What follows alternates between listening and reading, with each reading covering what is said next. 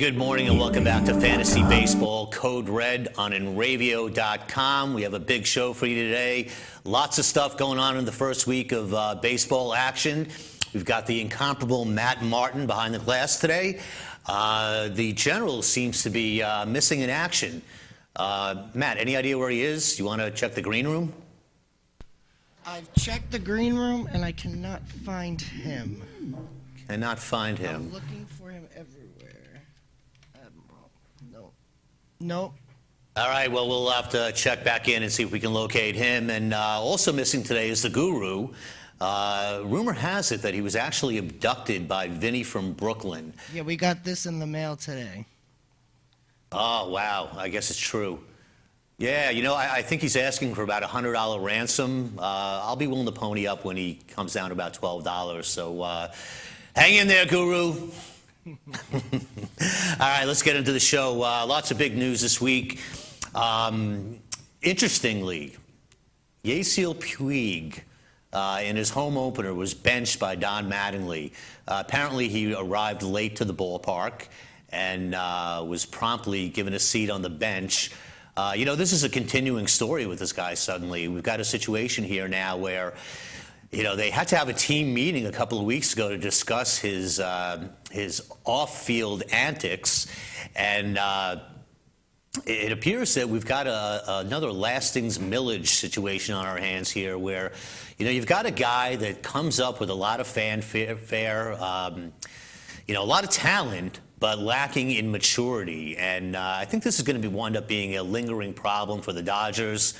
I think Mr. Puig needs to get his act together and get it together quickly, or I think Mattingly is not going to put up with this stuff. Another interesting situation this week, we had Daniel Murphy taking a couple of days off on paternity leave for the birth of his child and missed a couple of games, and it turned out to be a very big story here in New York. Basically what happened is some sports talk numbnuts wound up really riding him for this. And, you know, one of them actually, Boomer Esiason, came out later and said he was wrong. You know, it turns out that Boomer had suggested maybe a planned, scheduled C-section for the child, and then was told that that's usually not a really good idea. So actually, Boomer came out and apologized for the remarks. Another not to be named New York sports talk radio host, who I happen to despise for his arrogance, actually came out on his show, and basically said that it shouldn't have happened. He shouldn't be missing time.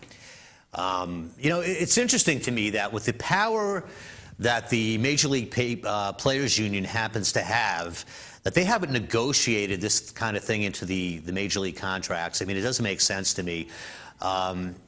You know, it's a situation. I'm a father. I have 5 kids, and I was there for the birth of each of them.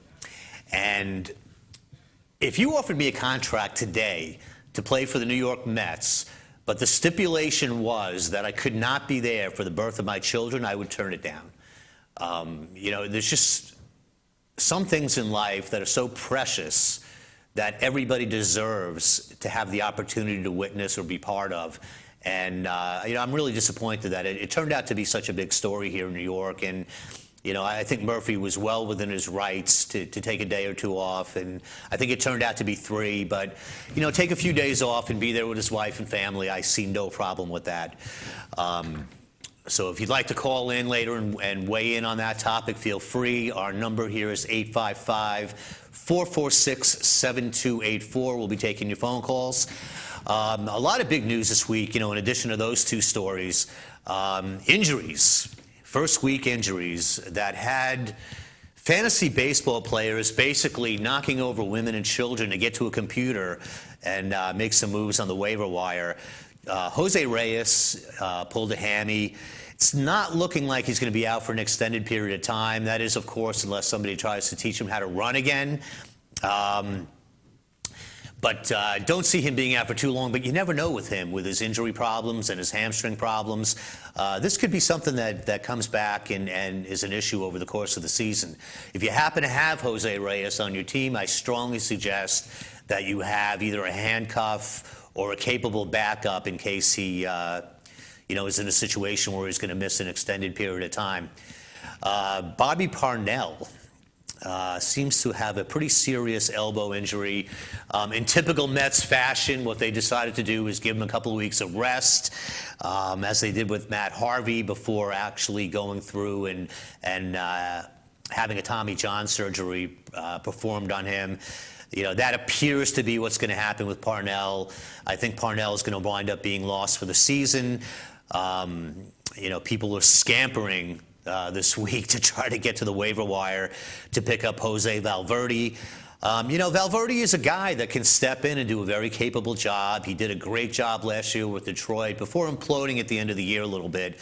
But you know what? Here's a guy that's got 286 career saves, still throwing hard, pitching in a great park. I think the Mets will be okay with Valverde. They do have a fallback option with Farnsworth, who they brought up recently. So keep an eye on that situation, but I do expect that Parnell will be lost for the year. Clayton Kershaw. Here's a guy that is in his walk year. So the worst possible timing for him to have an injury, and it's a back injury, is right now.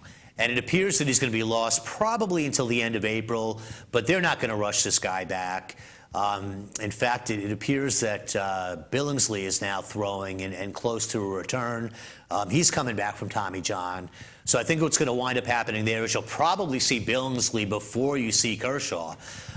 So hang in there on Kershaw. He will be back. I don't believe that this appears to be a problem that's going to linger all year. But they're going to give him time. They're going to allow him to rest up and get healthy. Another guy injured this week, Casey Janssen, closer for Toronto. We've got Sergio Santos in to replace him. So, if you have Janssen, you better run. You better pick him up because there are probably a lot of guys that are looking for some cheap saves early in the season. We also have Doug Fister. Fister out with a lat injury.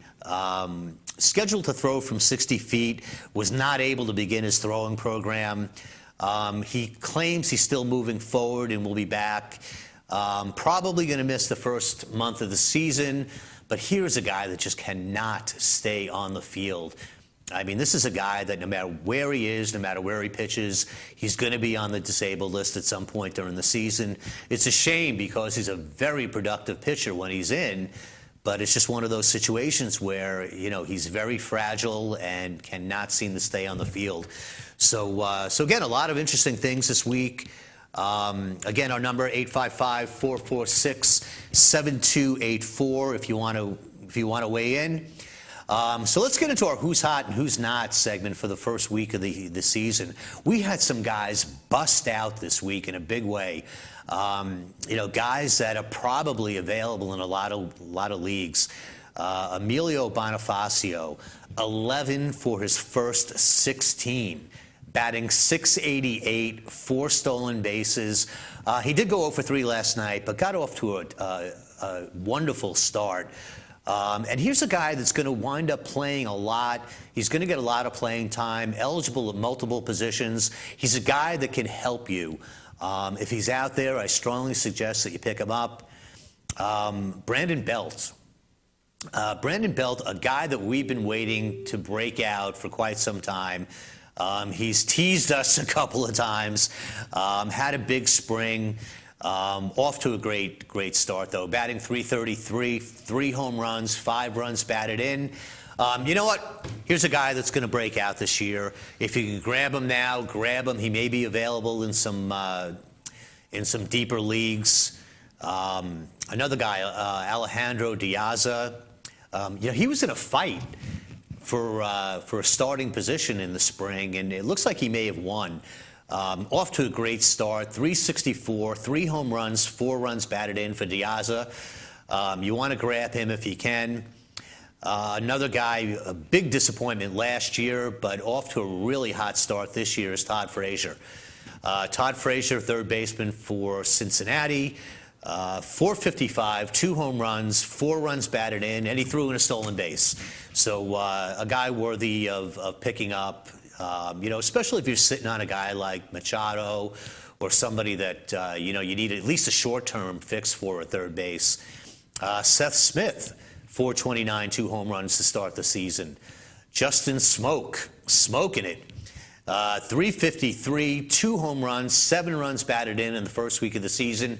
He's another guy that's kind of teased us a little bit, has shown some flashes. Maybe this is his year. Ryu from Los Angeles, starting pitcher. First 2 starts, one in Australia, 12 shutout innings, 12 strikeouts, 0.75 whip. But he got lit up last night. So off to a great start, but hit a big bump in the road last night. Mark Burley won his first start, 8 2/3 shutout innings, 4 hits, 1 walk, 11 strikeouts. He's a guy that's probably out there and certainly worthy of a flyer. Tony Cingrani, you know what? There was some talk this year about him not being able to kind of harness, his unlimited potential. I mean, this guy throws hard, has some trouble with control at times, but came out and pitched a great first game. Got a no decision, but pitched 7 innings, 2 hits, 2 walks, 9 strikeouts for Cingrani. He's a guy with tremendous upside and certainly somebody that you want to take a look at. And then finally, James Paxton, his first start, 7 innings, 2 hits, 2 walks, 9 strikeouts. Certainly a guy worthy of consideration in a lot of deeper leagues. So that's who's hot in our first week. We're going to take a quick break. We'll come back with who's not hot here on Fantasy Baseball Code Red, only on InRavio.com. We'll be back in a minute. InRavio.com.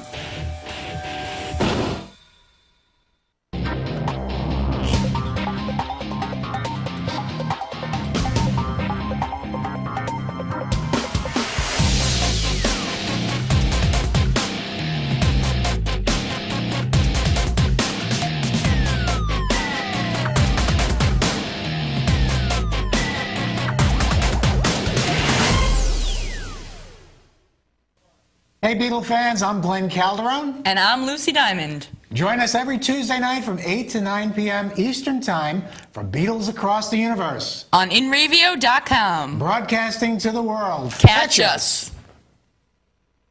Transmission of lice occurs from being in the wrong place at the wrong time. Like catching a cold or a flu. You have guaranteed peace of mind in every bottle of Got Lice because all of our products are completely natural. And organic. But strong enough to cover all your lice removal needs while being safe and effective.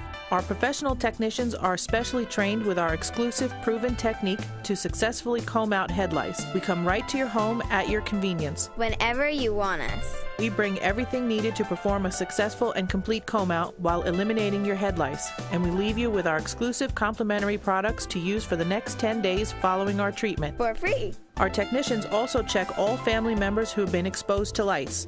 Please visit us on our website today at gotlice.co or feel free to call 24 hours a day, 7 days a week at 646-257-0121.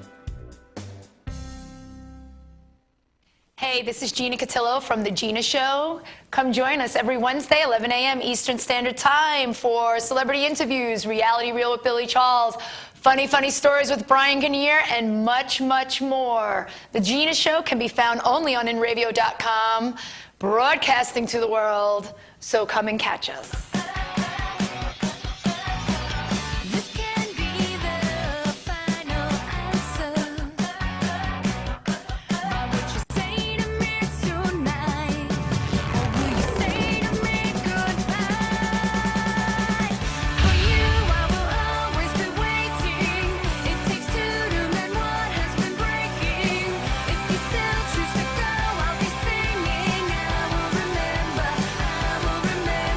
You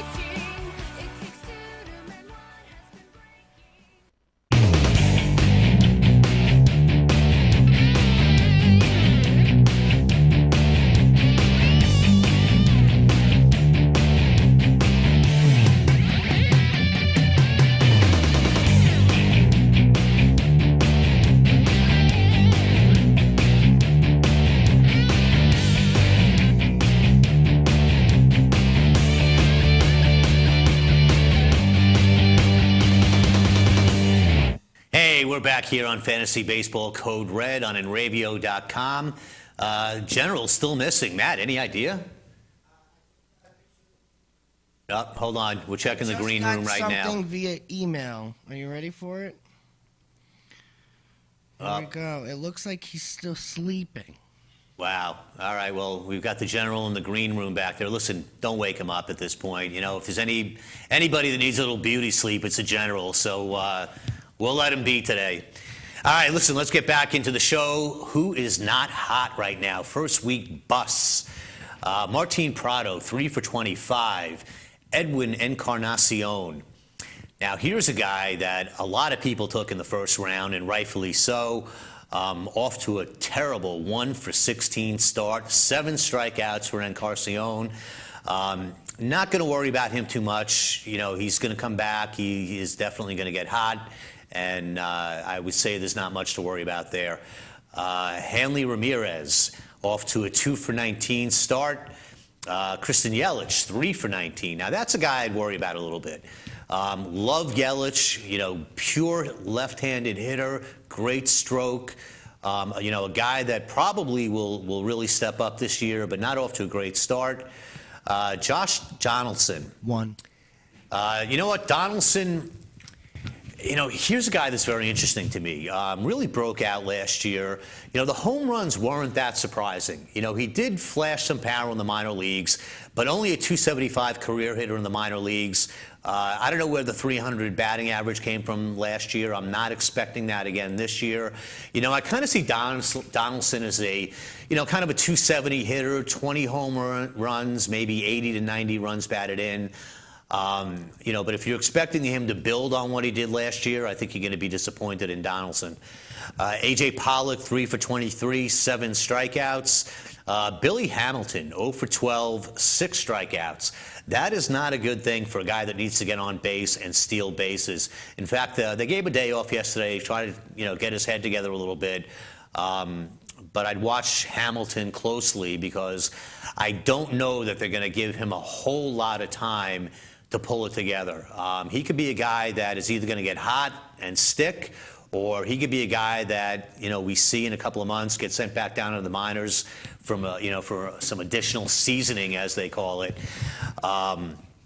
Trevor Cahill, 0-2, 6.30 ERA, 1.90 WHIP, not off to a good start. Cliff Lee, surprising, got hammered in his first start. 8 earned runs, 11 hits, a walk, only 1 strikeout in 5 innings. You know, Lee's not a guy that you're typically going to worry about. You know, he's probably, you know, one of the first 2 or 3 pitchers taken off the board in your draft. I don't expect there to be a long-term problem with him, but, you know, he does have the ability to get really knocked around the park every now and then, and that happened in his first start. Ricky Nolasco, 10 hits, 2 walks, and 5 earned runs in 6 innings pitched. So there's some guys not off to a rip-roaring start here, week 1. Waiver wire. You know, it's, again, an interesting week, you know, between the injuries and then we had some people, you know, quickly lose their jobs. Jim Henderson over in Milwaukee has been replaced, at least temporarily, by K-Rod. Francisco Rodriguez is now the guy who they're saying is going to get the saves for now. You know, what that means long-term, nobody knows. You know, we've got the typical closer carousel open for business quite early this season. Matt Lindstrom, you know, another guy, now in for Nate Jones. And that was actually announced. They put Nate Jones on the DL yesterday. That was announced before the DL move. So I think Lindstrom's going to get the first crack at being the closer this year. You know, a guy that does have experience closing, throwing hard again. You know, he's a guy that may hold on to the job for a while. We talked about Valverde. We talked about Sergio Santos. Another guy that I think is going to wind up claiming the full-time job sooner than later is Rex Brothers out in Colorado. You know, LaTroy Hawkins got off to a rough start in his first outing. You know, Brothers showed he could do the job last year. So I'm not sure why they brought in Hawkins. I'm not sure if that was done as an insurance policy, but they brought him in to be the guy. They brought him in to be the number one guy. That is not going to last. Aaron Harang still haranguing around, as we said last week. You know, it was funny. We kind of scoffed at that last week, but pitched a great game in his first outing for Atlanta. And you know what? Atlanta has big trouble. Big trouble in their starting rotation this year. And Harang may be a guy that sticks for a while. We talked a little bit about Emilio Bonifacio. Definitely a guy you want to pick up if he's available. Big announcements out of Flushing yesterday. In addition to the Parnell situation, Lucas Duda named the everyday first baseman for the Mets. He responded by hitting two two-run home runs last night. So, if he can continue with any kind of production, he's going to be the guy there. The Mets are anxiously trying to trade Ike Davis. I don't know what they're going to be able to get for him more than a bag of balls at this point. I mean, here's a guy that's just proven that he can't be consistent. He's shown flashes of greatness. Second half of the season 2 years ago, the guy was phenomenal. I don't know where they're going to be able to send him. The Yankees lost to Sherry yesterday. I'm not sure how long he's going to be out for. But, Davis in the Bronx with that short porch would be a great fit. You're not going to see it happen. The Mets will not trade Davis cross town, especially since the Yankees aren't going to be able to give up anything for him. But I think the days of Davis in a Mets uniform are coming to an end. Mike Alt in Chicago has won the third base job. Here's a guy that was a top prospect a couple of years ago, had some vision problems, but seems to have kind of righted the ship and is going to get a shot at the third base job there. Tremendous power. Not going to hit for a high average, but lots of power. I think they're going to give him a legitimate shot before bringing up Chris Bryant. And then we talked about Alejandro Diaza. Diaza's a guy that I liked a lot last year. He's got the potential to do, like a 15, 20 home run season, maybe 15 runs batted in. So a guy that you want to definitely take a look at and see about picking up. A couple of deeper sleepers. Casey McGahee now has won the third base job over in Miami.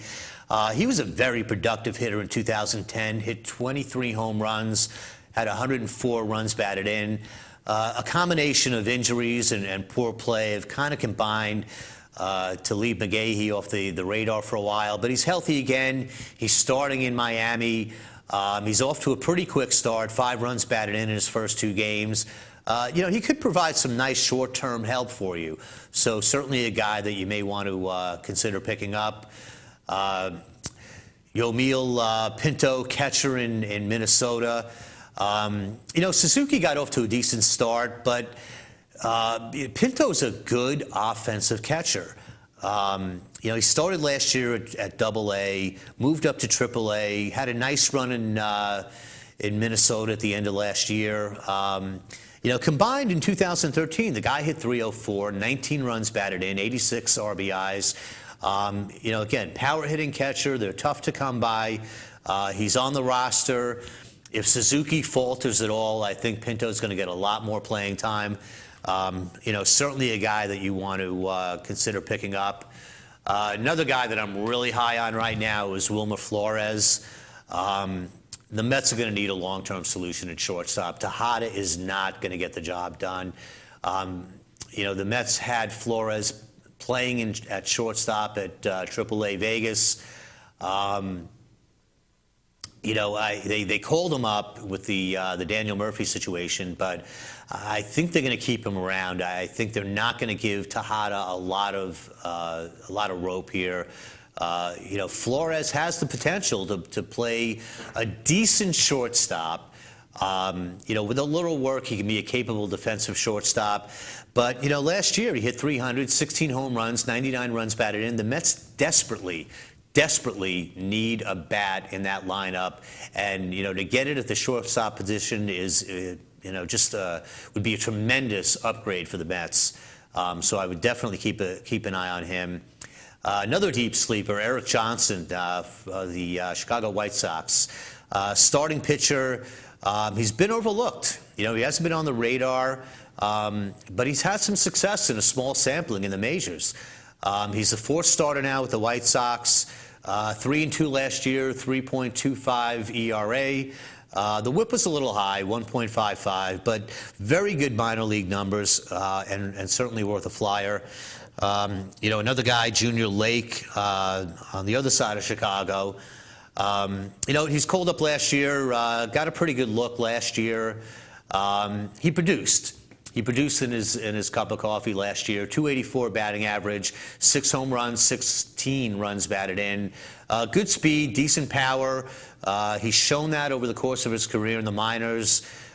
He's going to get a shot at starting in Chicago, and I think they're going to give him a bit of an extended opportunity to show what he can do. So certainly worth a look.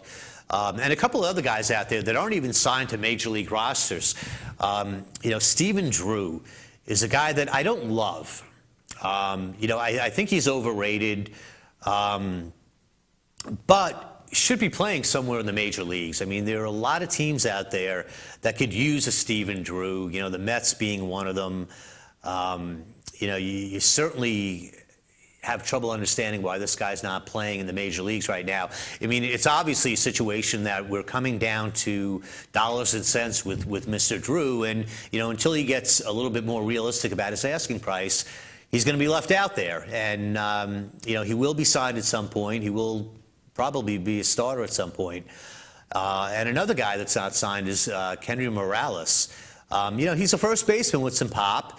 There are guys out there that are in a situation where they don't have a strong hold on their job at first base, and Morales could come in and wind up being a player this year and having a little bit of an impact this year. So, guys to certainly keep an eye on. We're going to take a quick break, quick commercial break, pay some bills. We'll be back on Fantasy Baseball Code Red in a couple of minutes on InRavio.com. InRavio.com.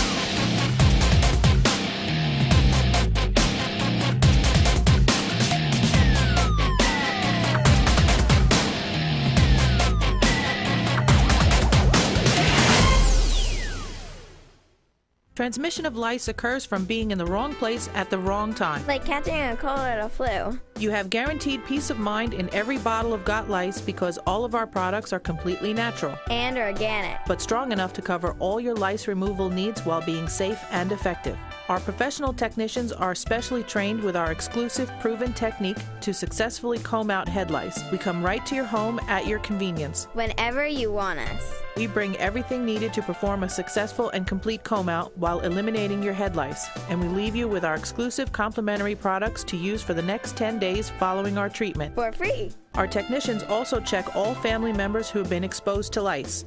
Please visit us on our website today at gotlice.co or feel free to call 24 hours a day, 7 days a week at 646-257-0121.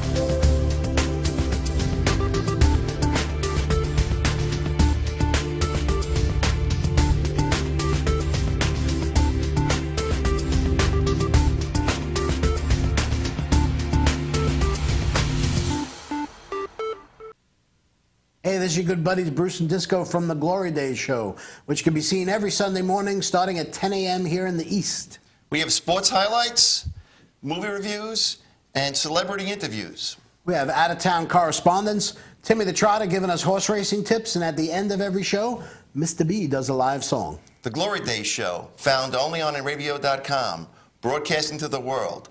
Catch us.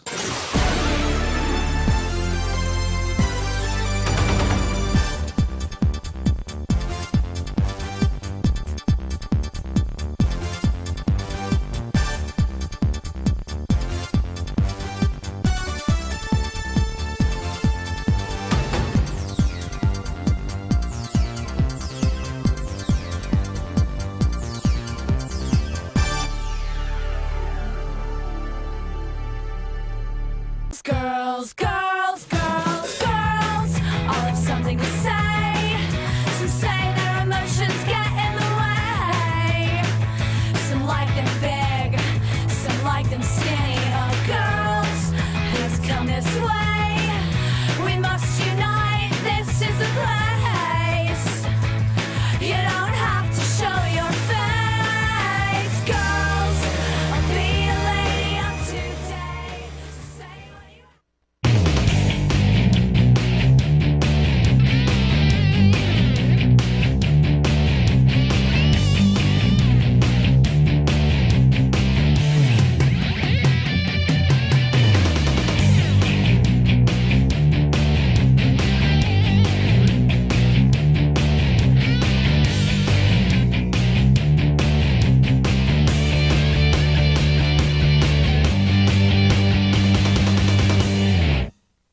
Hey, we're back here on Fantasy Baseball Code Red on InRavio.com. We're going to open up the phone lines. Matt, we have a caller? Okay, who do we have?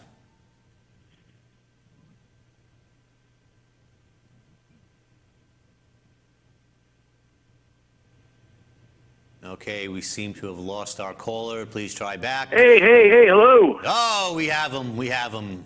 Who do we have on the line today? Hello. This is Hondo from Port Jefferson. Hondo from Port Jefferson, New York. How are you today, my friend?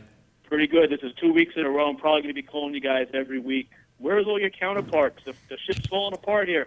Yeah, I'll tell you, we let the general sleep through this one. You know, he was up past his 9 o'clock bedtime last night, I guess, so he wanted to take a quick pre-show nap, and we found him passed out in the green room.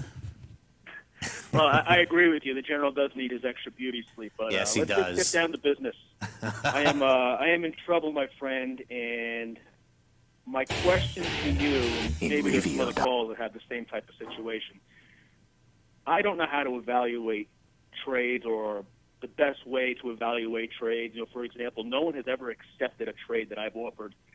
I've accepted other trades, and we're scrutinized on the message board. So I was wondering if you can kind of walk me through or walk us through, you know, your approach to trades and, you know, what kind of a strategy do you have, and, you know, how do you even evaluate a trade, especially when you're looking for, you know, trading, you know, pitchers for, you know, position players. Okay. Well, the first thing that you have to consider, obviously, is what type of league you're in.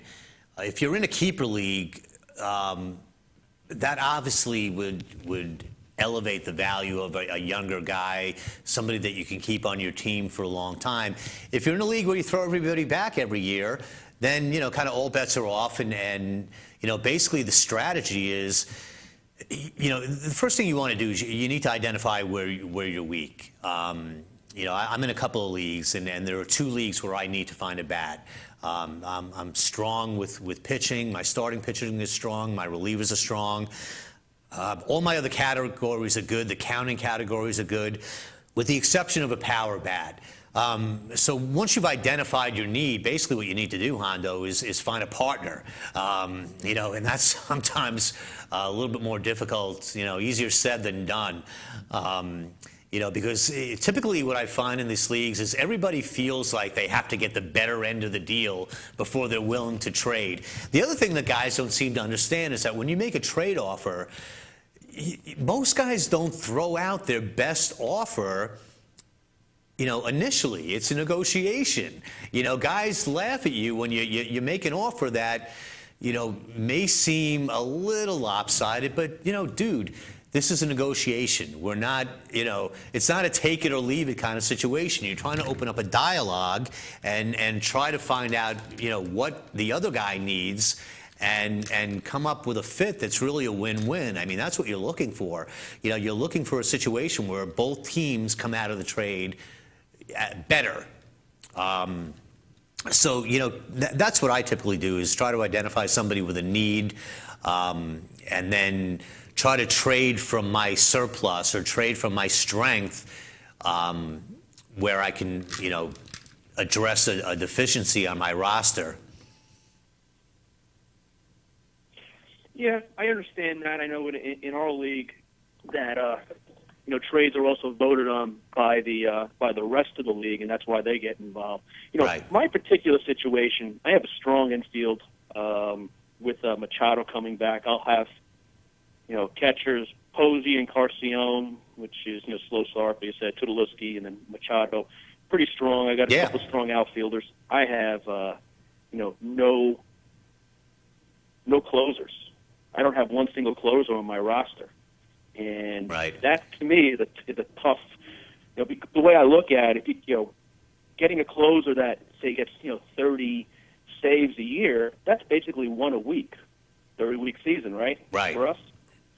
So what's one save going to do for me as opposed to trading away a key position player that can build me stats in 4 or 5 different categories, less the stolen base category. Yeah. Well, So what happens with closers? Where I really struggle. Yeah, what happens with closers is they tend to be overvalued, over the course of the season because they're so difficult to come by. I mean, to get a closer that's going to get you 30 to 40 saves, there are only a handful of guys that are really guaranteed to do that, barring injury.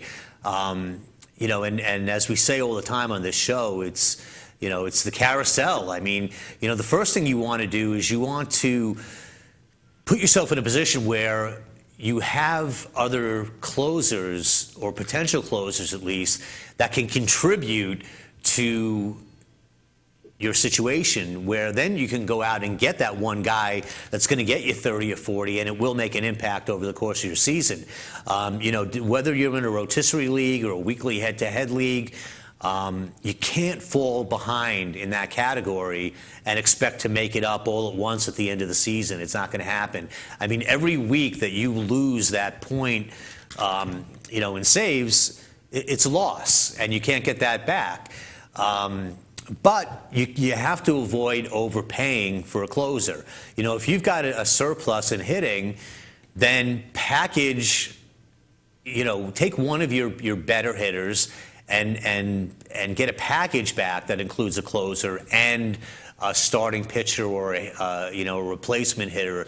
If you're going to trade second baseman, and if you're going to trade Kipnis, for example, you're not trading Kipnis for a reliever. You want to get back an above average second baseman along with a closer to trade a guy like Kipnis. But you definitely need to work that waiver wire, stay on top of, whoever it is out there that's going to get a couple of cheap saves for you every week, and it may be a revolving door, but you want to definitely explore the trade market as well and see what you can pull back, for one of your hitters. All right, Admiral, I'll give it a shot this week, and maybe next week I'll give you guys a call, and you can evaluate my trade. Yeah, well, listen, if you want to call in before you make a deal and get some advice, we'd be happy to help you out. We're also on Twitter. We're on Facebook. So reach out, my friend. We're here for you. All right, my brother. Thank you very much. Doing a great job. All right, Hondo. Have a good one, bro.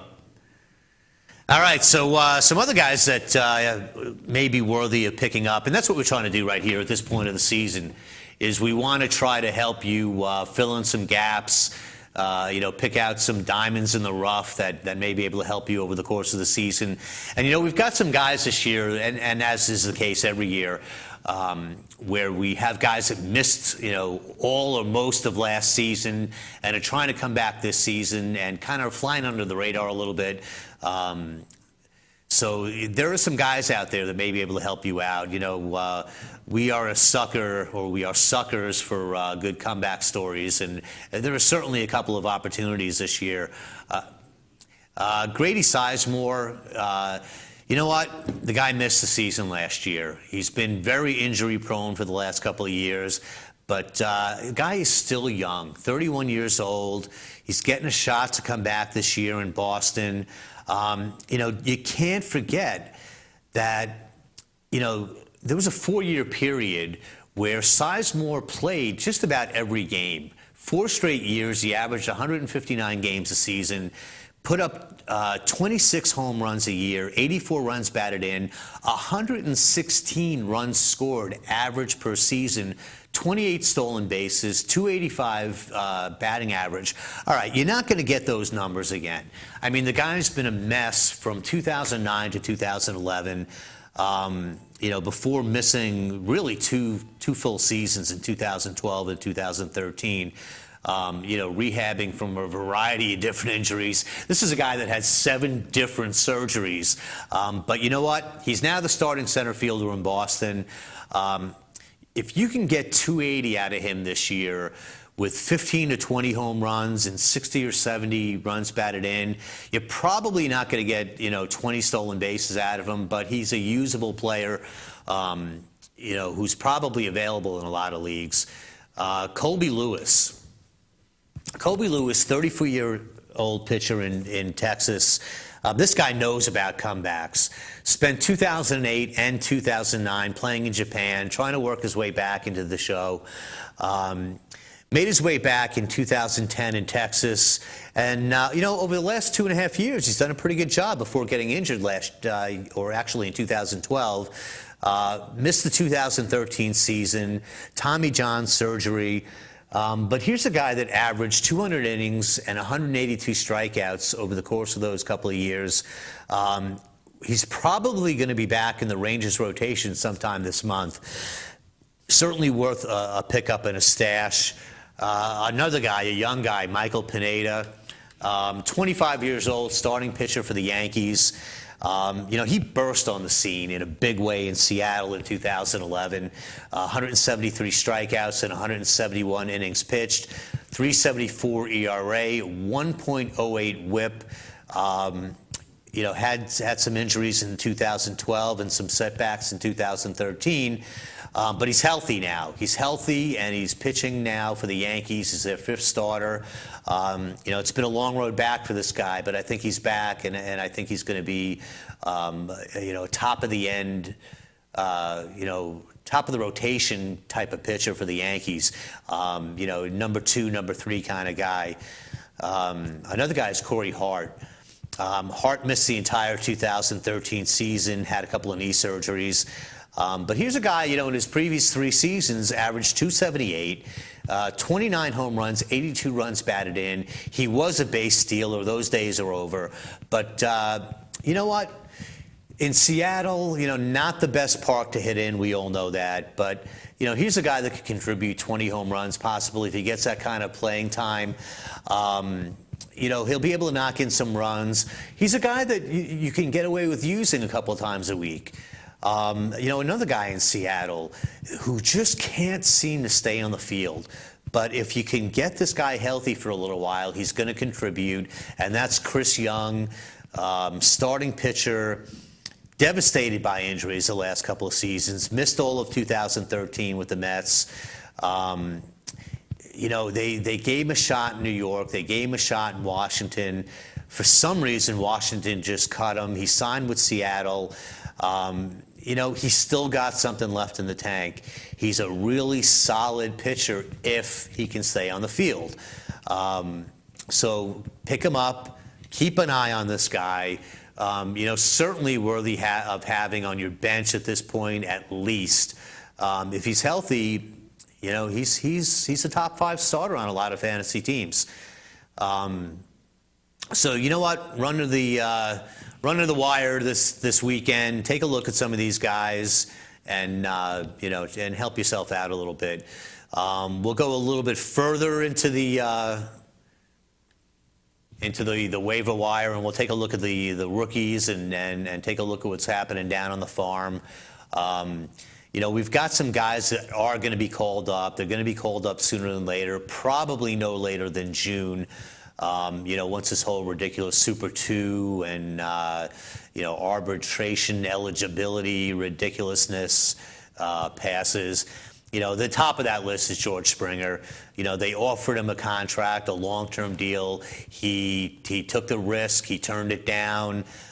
He will be called up by June, no later.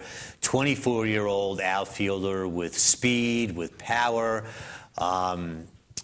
He split time last year between AA and AAA, hit 303, 37 home runs, 108 runs batted in, 45 stolen bases, on-base percentage over 400. This guy is going to be a stud. The only knock on him is the strikeout rate's a little high. He's still kind of learning a little bit about the strike zone and how to face major league pitching. But this guy will be a stud. It's just a matter of time. If he's out there, run and pick him up. He's going to play for Houston. Houston's rebuilding. They're going with a youth movement. Just a guy you need to be all over. Javier Baez, shortstop for the Cubs / second baseman. The Cubs are really down on Starlin Castro right now. I expect him to come back and contribute, but Baez will be up sooner than later. He's either going to play second base or short.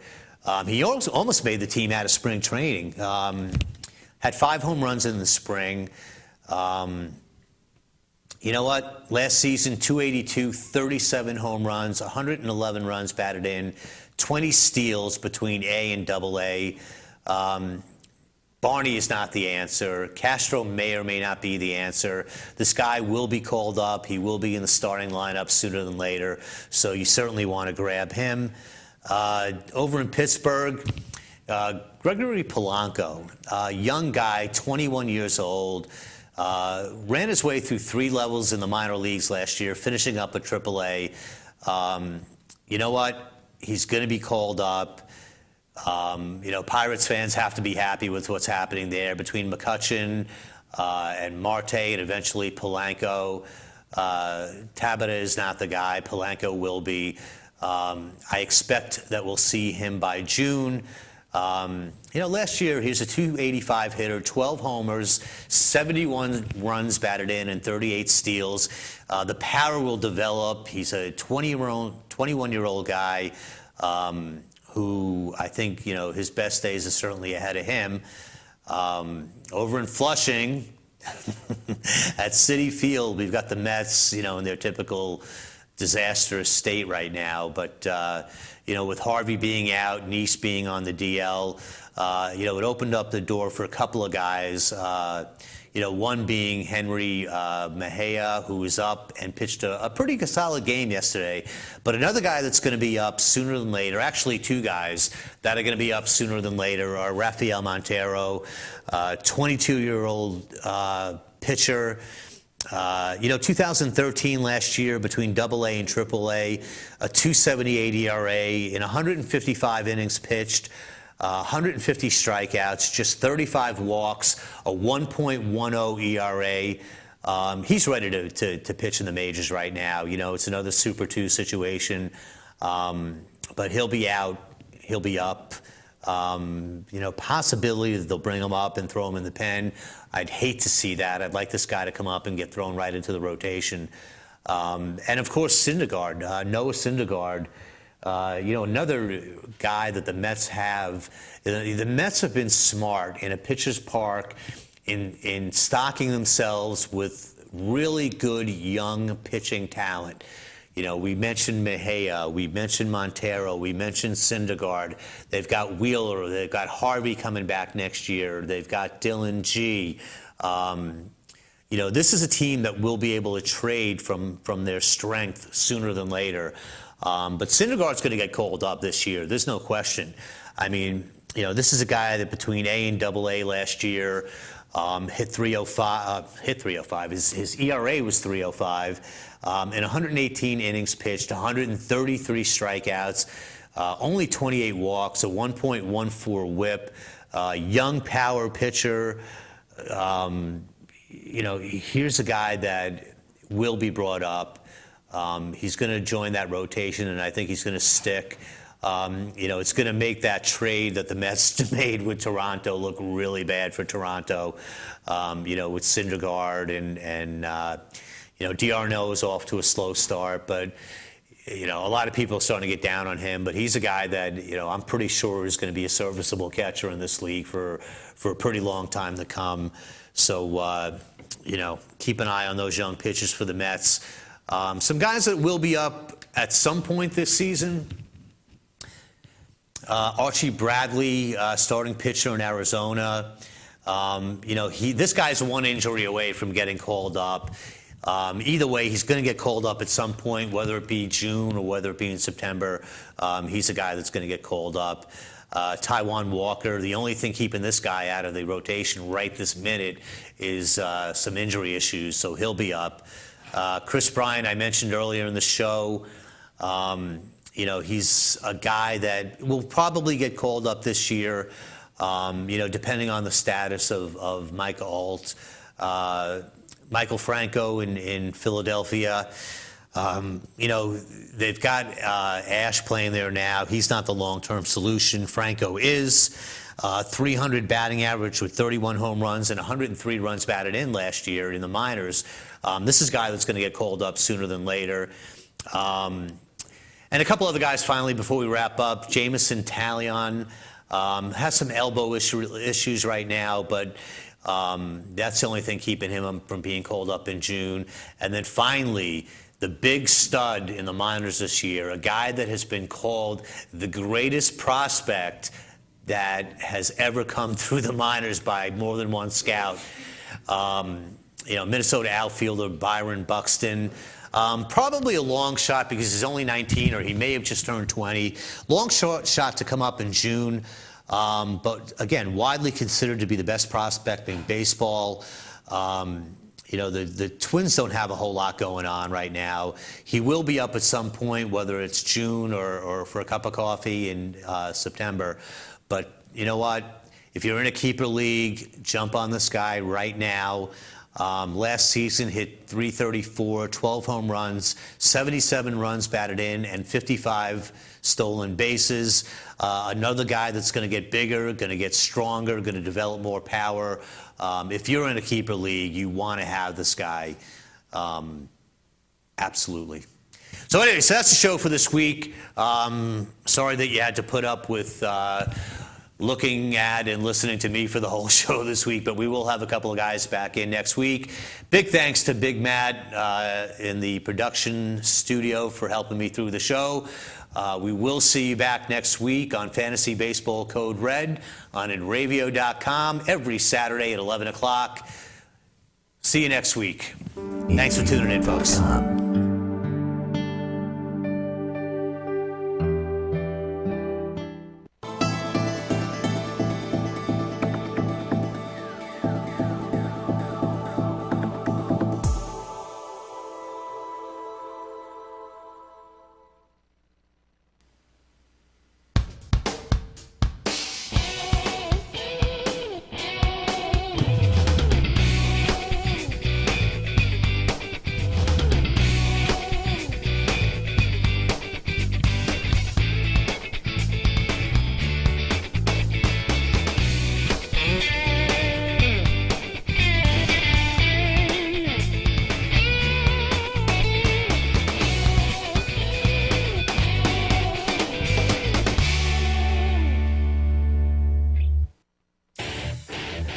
Enravio.com.